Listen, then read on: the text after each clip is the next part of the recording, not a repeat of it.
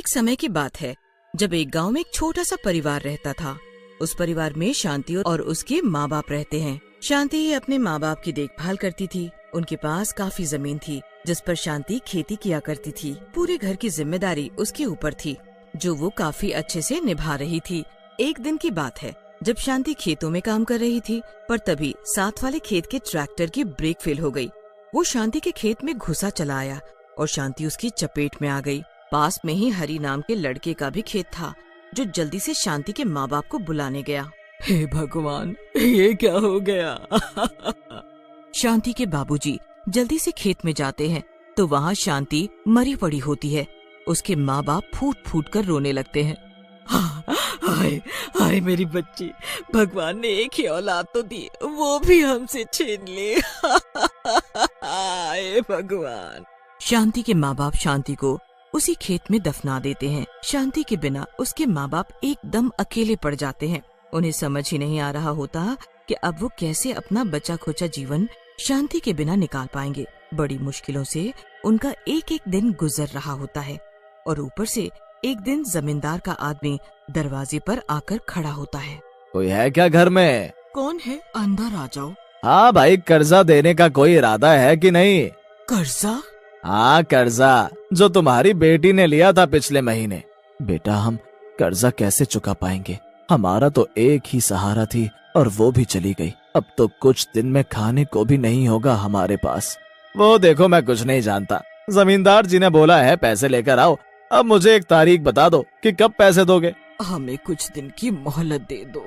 वो आदमी वहाँ से चला जाता है। उसके बाद बेचारे बूढ़े माँ बाप चिंता में पड़ जाते हैं। मैं सोच रहा हूँ कल से खेती करना शुरू कर दूं। एक बार की फसल से सारा कर्जा भी उतर जाएगा और हमारा भी गुजारा हो जाएगा।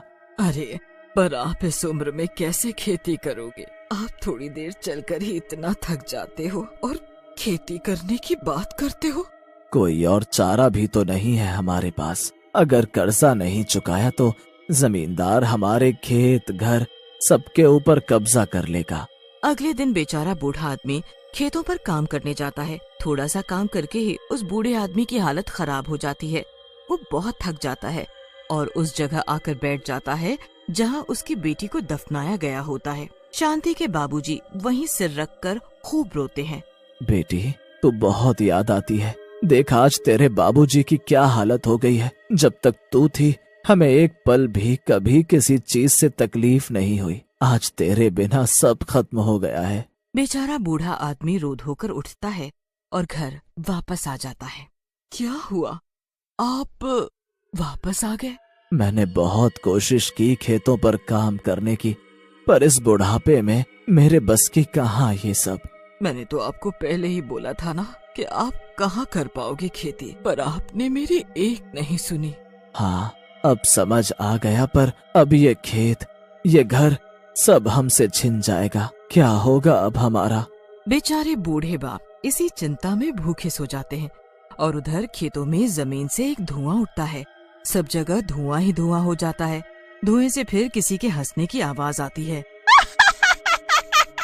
जब धुआं हटता है तो वहाँ एक चुड़ैल खड़ी जोर जोर से हंस रही होती है।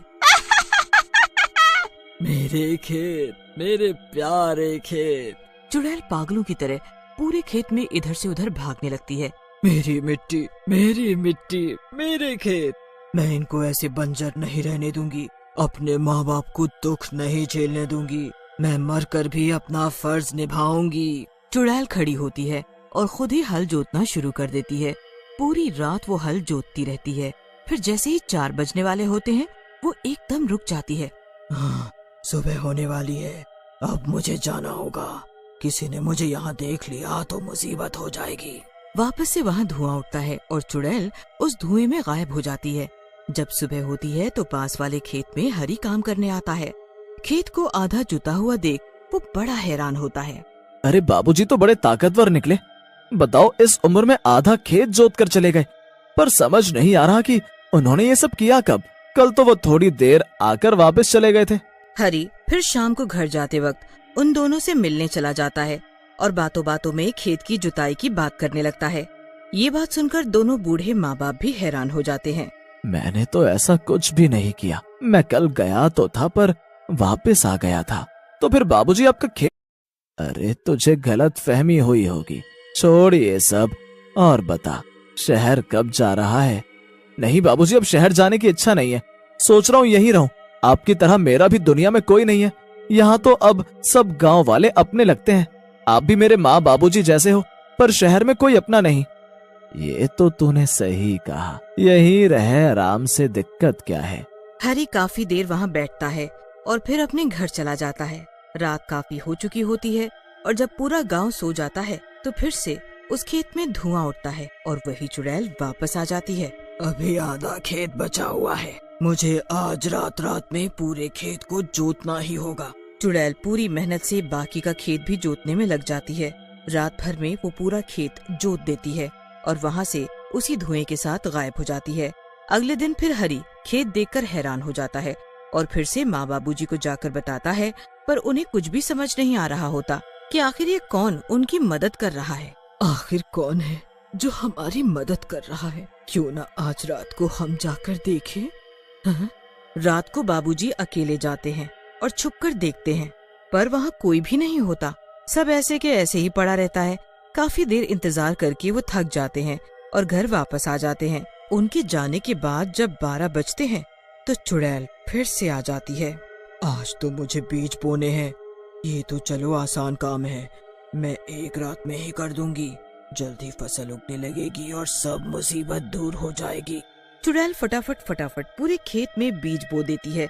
जब थोड़े दिन बाद खेत में छोटे छोटे अंकुर निकलने लगते हैं, तब हरी जल्दी से माँ बाबूजी के पास जाता है और उनको खेतों में लेकर आता है। अरे ये तो वाकई चमत्कार हो गया। मुझे नहीं पता, पर ये तो सच में चमत्कार ही है। पूरे खेत में फसल उगना शुरू हो गई और देखो, जहाँ मेरी बेटी है वहाँ एक घास तक नहीं उग रही। माँ बाबूजी उस जगह जाकर बैठ जाते हैं और शांति को याद करके खूब रोते हैं।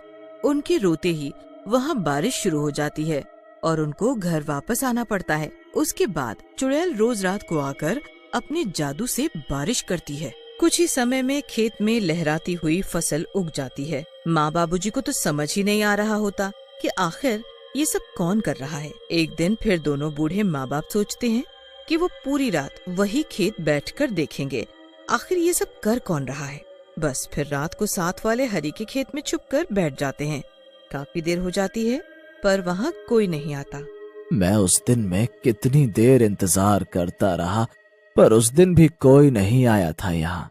अरे आप थोड़ा सब्र रखो, शायद जो भी आता है वो देरी से आता है ताकि उसे कोई देख न ले। बाबूजी तो सो जाते हैं पर शांति टकटकी लगाए इंतजार करती रहती है। अब उसको भी नींद का झोंका आने लगता है।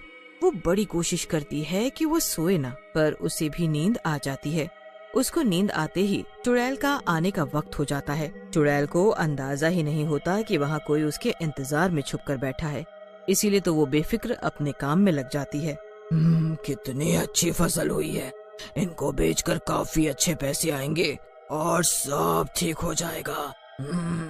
चुड़ैल पूरी मेहनत से सारी फसल काट देती है और एक जगह इकट्ठा करने लगती है कि तभी उन दोनों बूढ़े माँ बाप की आँख खुल जाती है।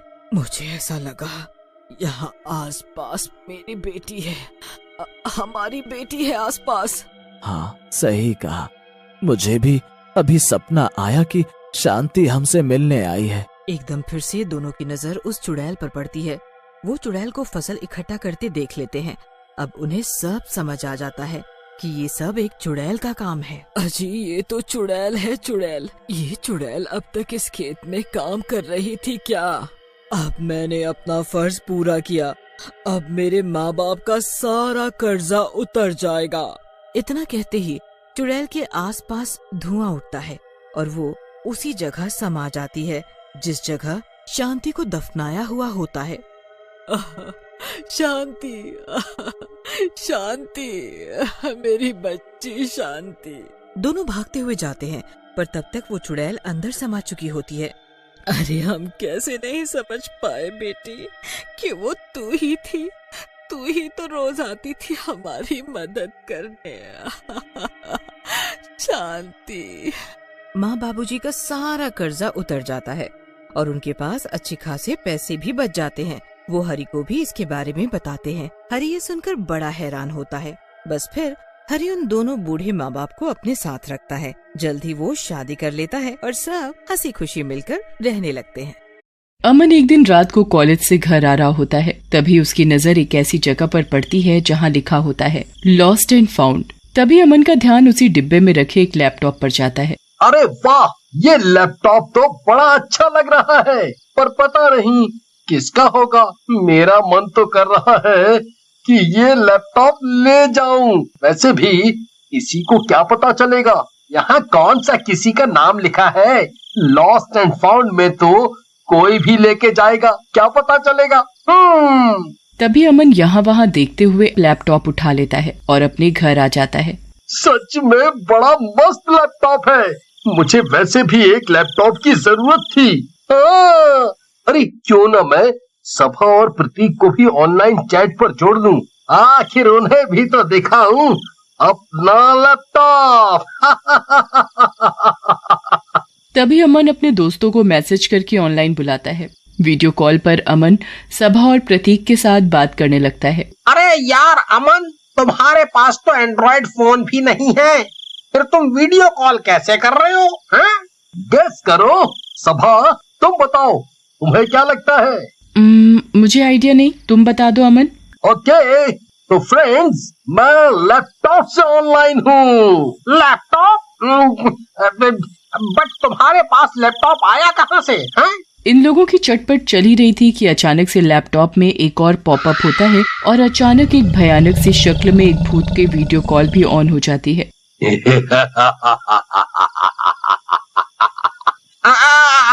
अरे ये कौन है?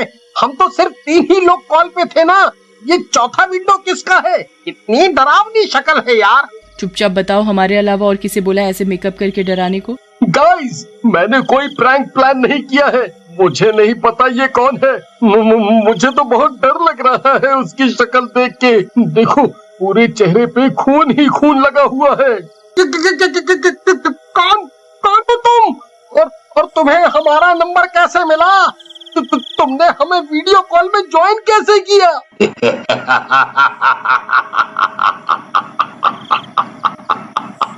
अभी भी तुम लोग नहीं समझ पाए कि मैं कौन हूँ।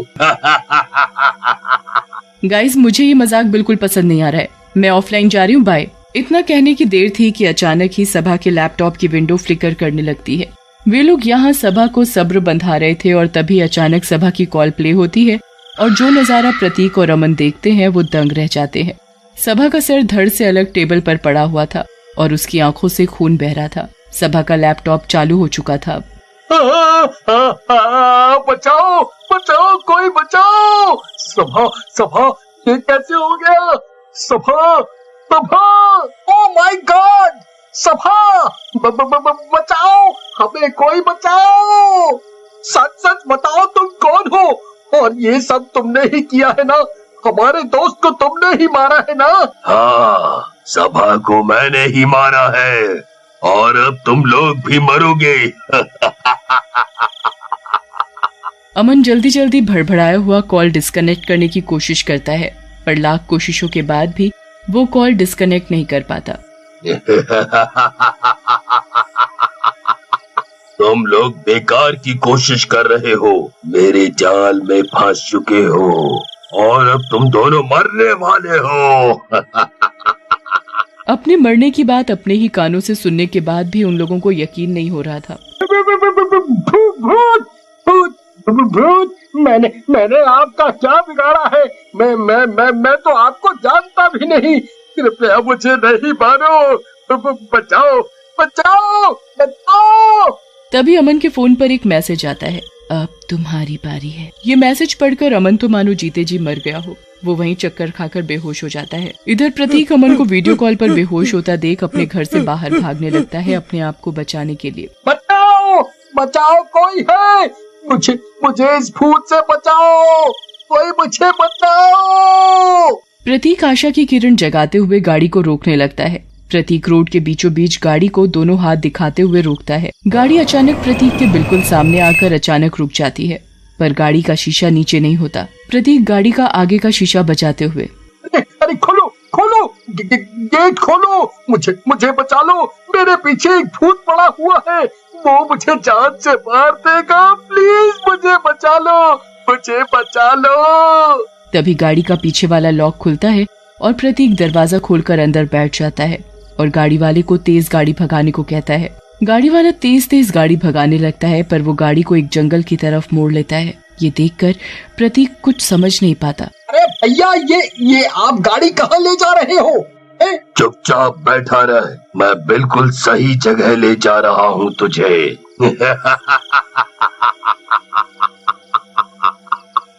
और जोर जोर से हंसने लगता है। जैसे ही प्रतीक सामने वाले शीशे में उसकी शक्ल देखता है, मानो धरती पलट गई हो। वो गाड़ी वाला और कोई नहीं, वही भूत था जिससे बचने के लिए वो इतनी कोशिश कर। मैंने तुम्हारा क्या बिगाड़ा है? मुझे क्यों मारना चाहते हो?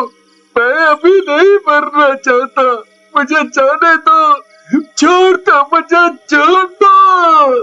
तभी भूत एकाएक जंगल में बने एक वीरान खंडहर के आगे गाड़ी रोकता है और प्रतीक को बालों से पकड़कर वहां अंदर ले आता है।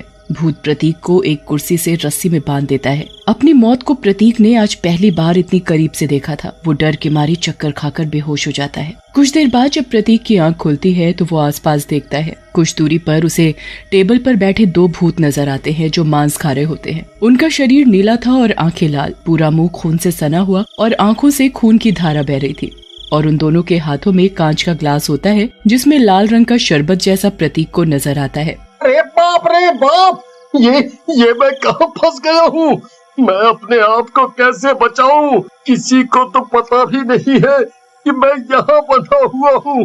कोई मुझे कैसे ढूंढेगा? मेरी मौत तो आज तय है तय।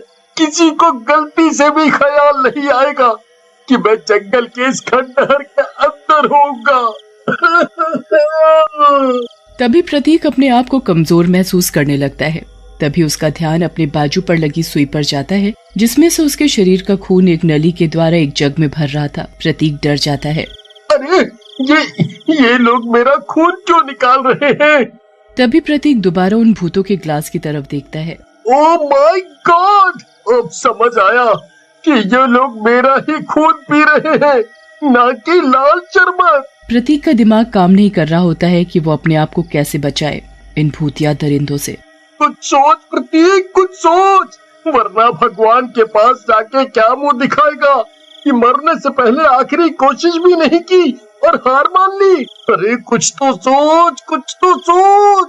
तभी उसका ध्यान अपनी पैंट की जेब पर जाता है। अरे हाँ, ये मैंने पहले क्यों नहीं सोचा?